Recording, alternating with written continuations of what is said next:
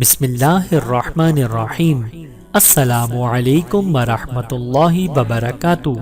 وصیت نمبر 21، نماز میں منہ ادھر ادھر نہ پھیرنے کے بارے میں۔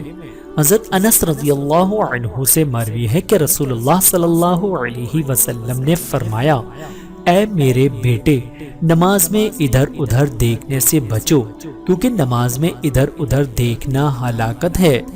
اس حدیث مبارکہ کو امام ترمذی نے روایت کیا ہے اور کہا ہے کہ یہ حدیث حسن ہے اور بعض نسخوں میں صحیح ہے۔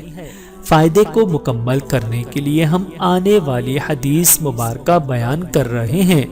حضرت ابو ہریرہ رضی اللہ عنہ کا بیان ہے کہ رسول اللہ صلی اللہ علیہ وسلم نے فرمایا، جب بندہ نماز میں کھڑا ہوتا ہے تو وہ اللہ تبارک و تعالی کے بالکل سامنے ہوتا ہے۔ جب وہ ادھر ادھر دیکھتا ہے تو اللہ تبارک و تعالی اسے فرماتے ہیں، اے آدم کے بیٹے، کس طرف دیکھ رہا ہے؟ مجھ سے بہتر کی طرف دیکھ رہا ہے۔ اے انسان، اپنی نماز کی طرف توجہ کر، میں تیرے لیے اس سے بہتر ہوں جس کی طرف تو توجہ کر رہا ہے۔ اس حدیث مبارک کو امام بزار رحمت اللہ نے بیان کیا ہے۔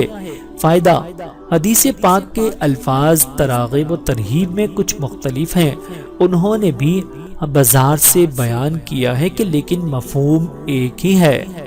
اللہ تعالیٰ سے دعا ہے کہ اللہ تعالیٰ ہم سب کو سمجھنے کی اور عمل کرنے کی توفیق عطا فرمائے۔ آمین ثم آمین۔